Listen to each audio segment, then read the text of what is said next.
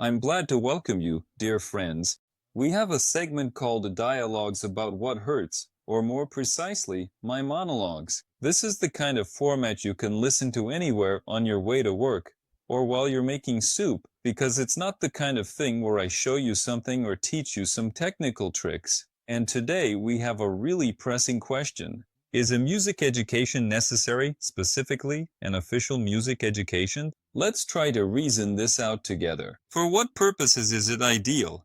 For which is it not really necessary? And for which is it desirable? So, when we talk about a musician who plays in the orchestra pit, who is specifically engaged in performance, then of course, a music education, specifically the proper academic kind, is absolutely necessary. There's really no other way, because if they haven't been trained, first at a music college and then at a conservatory, how would they know how to play with other instruments or work in a musical section? So, for example, when violinists play in an orchestra, in a symphony orchestra, they play as an entire section. And that's a whole science in itself, and a convincing one at that. Naturally, being self-taught in this. As for achieving cohesion within a symphony orchestra, that's practically an impossible task. Yes, for a self-taught musician to reach that level. So let's make a distinction. The format of musical performance specifically, not composition,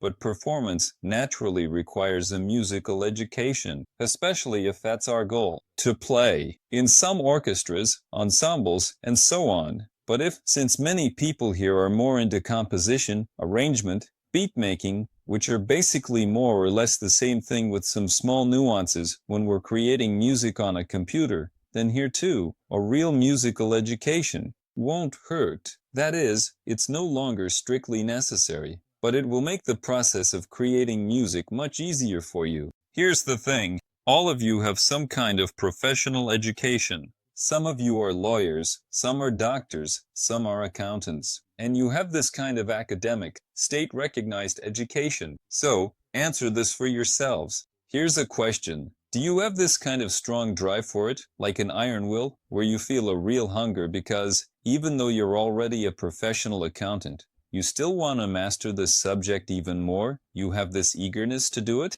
Most likely, no. Because for most of your life you've had an abundance of this knowledge. First, you were taught this somewhere. In college, then you were taught at university, so you never really needed this information, which is why you were so relaxed about it, sometimes even careless, thinking, what does it matter? I have all this right at hand anyway. And, as a result, you just don't have that drive. And very often, people who have graduated from a conservatory just don't have the same wild interest as those who have to piece things together bit by bit. That's why, very often among my students, I notice this. Someone comes to me after self-study, for example, and their goal is to push themselves up to a professional level. Someone else comes after graduating from the conservatory, and their goal is basically to learn how to make music on a computer. So, of course, they know harmony, they know rhythm theory, they know how to play 3 different instruments, and their playing level is actually very high. But, when I talk to them about the same music theory, it turns out that the person from the conservatory, for some reason, doesn't know certain little nuances. But the person who dug through the internet and gathered all this information bit by bit, very eagerly, because they always lacked it, actually has a really solid grasp of it. And sometimes it's actually much easier to polish up someone like that than a conservatory graduate. I've come across this myself. I had 3 examples, so it's actually a pretty common situation in my experience, even though it seems like it should be the other way around. That's why there's this theory that a person who grows up constantly surrounded by abundance from childhood, maybe they didn't even choose this solid path themselves. Maybe their parents were the ones who got them into music. They were sent everywhere, so music was always around them, and they can just burn out. That happens pretty often. But someone like me, here's my example, on the contrary. I grew up lacking all of that. I didn't finish music school, didn't graduate from any conservatory or anything like that. But I had this wild drive that only grew stronger over time, because I was actively seeking out that knowledge. You also shouldn't forget about this hunter's instinct. When all the knowledge just comes to you on a silver platter, sometimes a person gets lost and doesn't achieve results, doesn't even make it to a professional level, even though, technically, they were taught to write symphonies. That's actually really cool. Just think about it, being taught how to write symphonies. Come on, how is that possible? Like it's just an everyday thing. A teacher came into my classroom, explained it to me, and I listened. Then another teacher came in and told me about orchestration, how instruments work together. And you're like, no way, orchestration, how instruments blend, it's so interesting. I always have trouble with that. Yeah. Then another teacher came into my classroom and started telling me about harmony, how chords fit together, which harmonies work best in pentatonic, which in Phrygian, Locrian, or Mixolydian modes. There are some interesting progressions, and that's basically it.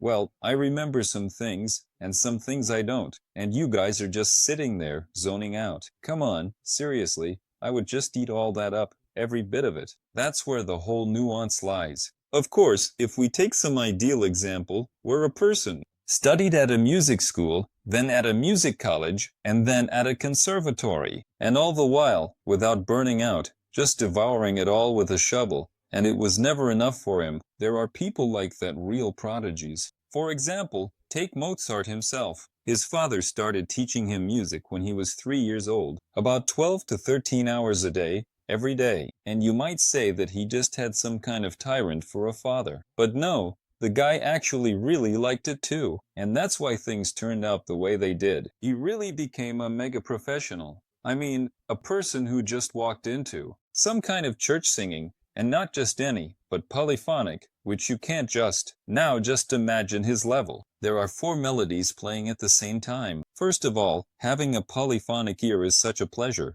but it's really hard to develop. And this song, which was never published anywhere, and could only be played in that church, he just copied it all by ear. He came home and wrote it down in sheet music. He played it, and of course, they called him in and gave him a talking to, like, don't do that again. Buddy, this is sacred. So just imagine the level we're talking about. Naturally, that's the ideal scenario if you want to be sure to achieve something there. But, as a rule, if you look, especially in electronic music, fewer and fewer people with some kind of professional academic background are hanging around. And this is happening because more and more knowledge is becoming openly available, and everyone can find something that fits their own needs. You don't have to know everything. A person just needs to understand how the texture is built in a certain genre, what it consists of, or how it's constructed. The form, like everything else, is just something you can find in some breakdowns on the internet, or you hire a teacher for a specific situation, get some mentoring, and that solves the issue completely. Sometimes,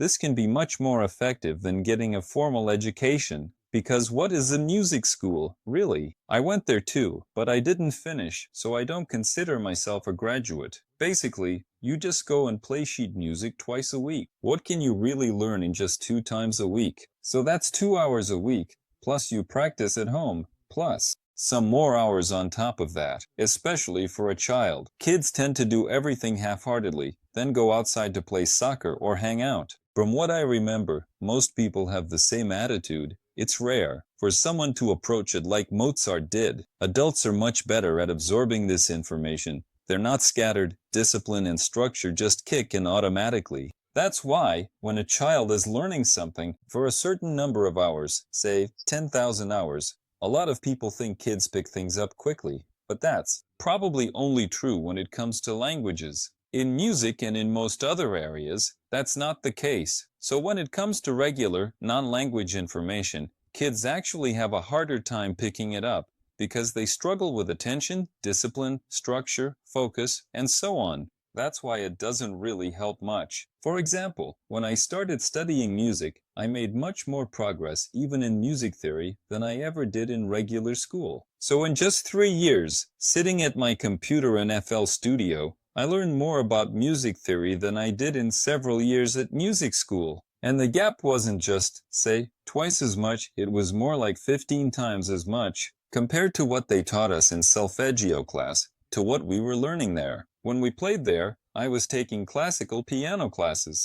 So here, most likely, for modern directions arrangement, composition, and especially if you're working in some electronic genres where you don't really need to know orchestration, because orchestration has its own nuances, especially if you're doing symphonic. If you're writing symphonic music, then you really need to at least be able to read Hector Berlioz's book on orchestration, for example, so you understand which timbre goes where, which part of the note to place in a chord, so you know these combinations, and for that, you need to know it. You can't just wing it and think, we'll figure it out as we go. If you don't know how those little note stems work on the staff, it's not going to work out for you. So, that's kind of the problem here. But if you're making electronic music, then there's really no problem at all with this. So, this is kind of a myth these days, and the mentorship format, the learning format, is actually much more effective. No matter how sketchy or unofficial it might seem, you'll reach your goal much faster this way. For example, if you want to make music, say, dance music, there's this myth that you should start with piano lessons. People think, oh, I'll go learn to play piano first. You're not making things easier for yourself. On the contrary, you're just delaying your results. You're finding some kind of pseudo-action that justifies why you haven't opened your sequencer and actually started making music. And so you end up stuck in this so-called piano phase. It's like a comfortable kind of learning, like you're moving toward your goal. This skill, like playing the piano, it'll make things easier for you. Well, let me tell you by how much. If you're planning to make electronic music, well, maybe it'll make things about 3% easier for you. Because you can just learn to do everything with your mouse right away, and you really don't need that keyboard at all. I mean, there are people who've been writing notes with a mouse for decades and don't stress about it, especially in electronic genres. I get it. In some instrumental genres, you do need automatic humanization right away, so you don't have to draw in velocity or make those pseudo-shifts off the note grid. But when you're not doing that, when you don't need that level of humanization like you would in, say, piano or cinematic music, then you really don't need it at all. Just learning to play beautifully won't make it any easier for you to write music. When you want to write music, there's one thing you need to know, and that's music theory. Do you think you'll know music theory better if you go and hire a teacher? There is no piano playing. That is, he will teach you to simply read notes from a piece of paper. All this will not give you any compositional techniques. It's as if you won't know them. Yes, it might be a little more subconscious for you there. You'll pick things up better. Your musical ear will naturally improve. It will get better faster. You'll start picking things up by ear. But it's not that big of a deal. You can get there much faster if you just sit down, open your computer, launch FL, Ableton, Cubase, Reaper, whatever you like best, and work on it there. So, it's like this if a person decides, like, to learn how to swim, right? And he thinks, well, I'm not going to jump straight into the pool. I won't even get into a pool where the bottom is only 1.5 meters deep. So maybe I'll just go lie in the bathtub and practice holding my breath there. So, it's like he's kind of doing something, but in reality, it won't actually make things any easier for him. So it's the same kind of thing here. Don't make excuses for yourself that you don't have a musical education, and don't start trying to get some kind of pseudo-musical education now, because you're already past that age. Just go straight ahead. Start recording. Here's where you have a choice. If you're a self-motivated and disciplined person, you don't need to hire anyone. You can just learn everything from YouTube. But most people have trouble with that, especially when it comes to time, and you need to get results quickly and in a structured way. So here's the plan. You either join my mentorship program or take my course, and I'll help you level up to that format based on your goals and your genre preferences. Or you can find some other teacher. A lot of people do this. Whoever you feel closer to, whoever you like more. But this is a more effective format. It doesn't have to be with me either. You can just use this framework. It will get you to results faster, because when you start learning to play an instrument, a lot of people get stuck here. It's actually a bit harder than starting to get some results in music creation, specifically in composition and arrangement. The thing is, you can understand everything in your head about how to play music, but your fingers just won't listen to you yet. You'll need to practice scales, exercises, and so on. That's so you can develop your finger coordination. But here, when you're writing and creating music, arranging, you don't need to develop that kind of motor skill. The only thing you need is music theory to understand how texture is built, to understand how form is constructed. Look at examples in your genre, And add to all that a bit of hands-on experience, just sitting down and writing, listening to different timbres, tinkering with synthesizers, basically doing a bit of experimenting on your own. That's it. You'll start seeing results, and they'll come much faster than if you were, say, learning to play the piano the traditional way. Well, that's as far as electronic music goes, of course. If you want to write symphonies, that's a whole different story. It's more complicated, for those who. For example, if you want to jump into that direction, into symphonic music, not even film music, but truly classical, full orchestra, then yes, you'll need to learn music theory and master notation, so you can read professional literature and analyze other people's works. And then you'll be able to learn orchestration. There are situations where you can be taught this even without learning notation right away, using piano rolls, for example. That's one format, one visual dimension to master, and that's something I do as well. If your goal is orchestration, I also help with those formats in my mentorship. So, let's sum it up. You have a reasonable range of options here. So, if you consider yourself disciplined, independent, and not prone to procrastination, then you can go to YouTube. You can learn almost everything there, except maybe symphonic music and orchestration. But if you're interested in electronic music, pop, deep house, trance, hip-hop, YouTube is more than enough for you. So, YouTube is great for those purposes. But if you realize that discipline, consistency, and if you struggle with procrastination, if discipline isn't your strong suit, and you need some kind of system or a person to keep you accountable, someone with whom you have mutual commitments, then you just need to find a mentor. That could be me, or it could be someone else, and learn from them. That's it. Those are the two options. Forget about all those pseudo methods if you want to actually write music. Playing is a different story. But if your goal is to write music, don't get sidetracked by things like learning to play guitar first, or thinking, I'll learn to play piano first, and then I'll start writing. No, just start learning to write music right away. And as for formal education and all that, just forget about it. Because you can learn music theory on your own, or with a mentor, to such a level that you'll be able to speak the same language as conservatory graduates, and then it'll be a real question as to who actually finished the conservatory. That's how it is, friends. I hope this kind of monologue was interesting and engaging for you. All the best to you.